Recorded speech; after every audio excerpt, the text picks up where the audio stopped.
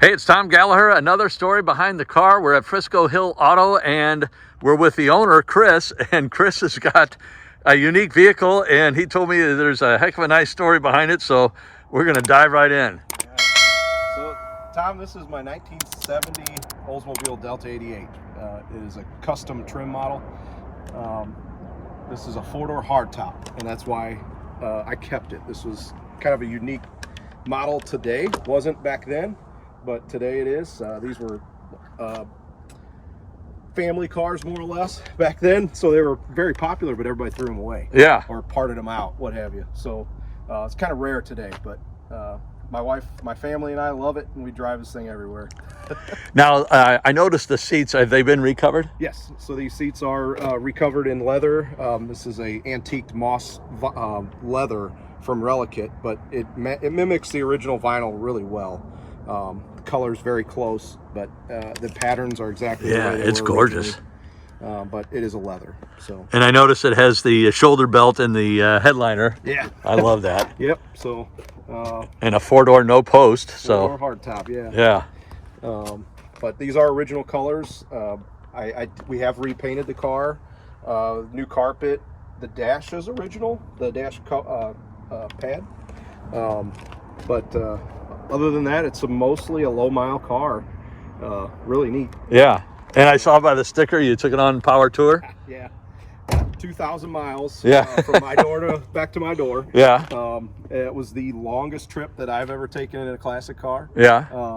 And kind of the farthest out of my comfort zone that I've ever been with a classic. So that was really kind of a bucket list for me. Yeah. But did great. We averaged 12.5 miles to the gallon. Holy cow. And did not have a single issue with Yeah. it at all. And what does it have under the hood? So this is an Oldsmobile 425. Damn. The car originally had a 455. But Oh my. that sort of lends into the story of this car. So I'll go ahead and start where I began with this. Okay. So I guess it'd be about 8 years ago. One of my customers had a Cutlass project that we were trying to find an engine for. And he came across this car down in Orlando, Florida. Okay. Low mile car, but was in an accident. So it was smashed on that side. Okay. But it had the low compression 455 that we needed for that Cutlass. So he sent me down there to go get it, to pick the car up for the engine. And when I was pulling the car onto the trailer, transmission fluid was shooting everywhere. It was a mess. And I killed it, and I looked over at my wife, or girlfriend at the time, wife now, and she says, I kind of like this car. I was like, oh no. Oh no. So I got it on the trailer, and by the time we got back to St. Louis, we had negotiated the title for the body and kept the car essentially. Yeah. Pulled the engine and did the project we needed to with that, and kept the car. Tracked down some front end pieces, and we used the frame of this car for training on our car liner. Okay. So when we moved over here, our frame rack, we had them come out and train us on this frame. So straighten it back out. Yeah. And then put the front end back together, and we kind of drove it and used it for a few years. And about 3 years ago, the engine started knocking, so I pulled that out. And I am susceptible to the might as well, or while we're at it, that everyone else is. Yeah, I know the feeling. So while we're at it, and fuel injection, new engine, aluminum radiator, kind of modernized it a little bit, but keeping that Oldsmobile feel still to it. Redid the interior, repainted the outside, And the bumper covers, it's yeah. So the bumper cover, it doesn't have a cover. No, that's metal. Yeah. So we kind of tucked them and reshaped them a little bit, and just kind of tightened them up. Okay. Cost of chrome is high. Yeah. And I'm kind of on my own stuff. I'm Yeah. Didn't want to pay for chrome. So Yeah, I don't blame you. I did what I thought was kind of neat, fun, something different. And I got to shoot the back. Is this metal or is this? Yeah, it's metal. Okay. Yeah, this whole piece is metal. Yeah.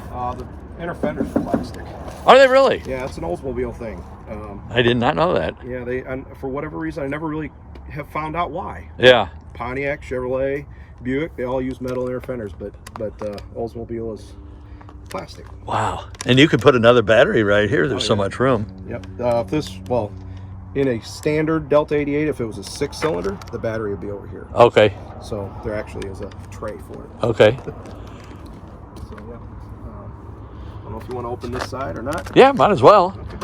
And I do want to shoot you back bumper because I was admiring that from inside the building.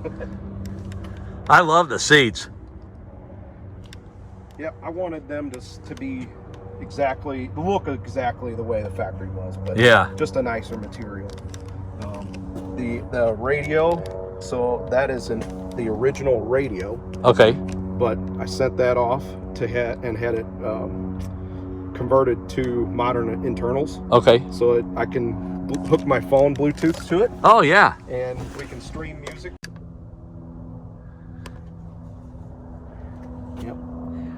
So you can hook your Bluetooth up to the stereo then? Yeah, so we can connect my phone and stream music through my phone into the original style radio. But yeah. It is far from original. I can tell you that. I got, there's tweeters in the A-pillar up there. Oh yeah, I see that now. Yep. Yeah. And then the component part of the tweeters are where the original center would be. Yeah. And then back here we've got a 3-way components underneath that great custom-made package tray. Yeah. And I got to shoot the back bumper. Oh, I didn't. I don't know if I shot the wheels too. I love that. Yeah. So those are 18-inch. I think those are American Racing. Yes. Boy, it looks like the same script as the Cadillac. Uh-huh. It's amazing. Similar design. Yeah. And then you got the exhaust put in there. So 70 to 72 Cutlass 442 has a cutout bumper. Okay. That was an option, and Delta or 98 did not have that, and I wanted to mimic that. Yeah. So I used the oval tips to give it a little bit more beef, and it's all Borla exhaust. Now, is this an 88 or a 98? It's an 88. Okay. Yeah. That's what I thought. Yeah. 88 custom. And how does it drive? How does it handle? Incredible. Yeah. I love it. It's a boat, but it does stop. It's got factory disc brakes, so it stops pretty well. We built the engine, I think right around the 400 horsepower mark. So it gets with it as well, but it still has the 272 gears in the rear. So it's more of a highway car. Yeah. But it will do a one-tire fire burnout for 5 blocks long if you want to. Oh, that's awesome. But yeah, it's a good road tripping car. We love it. Yeah. But its name, I didn't tell you, it has a name. No. So by the time we made it back from Florida, my wife named the car Daryl after Daryl Hannah, I believe. Okay.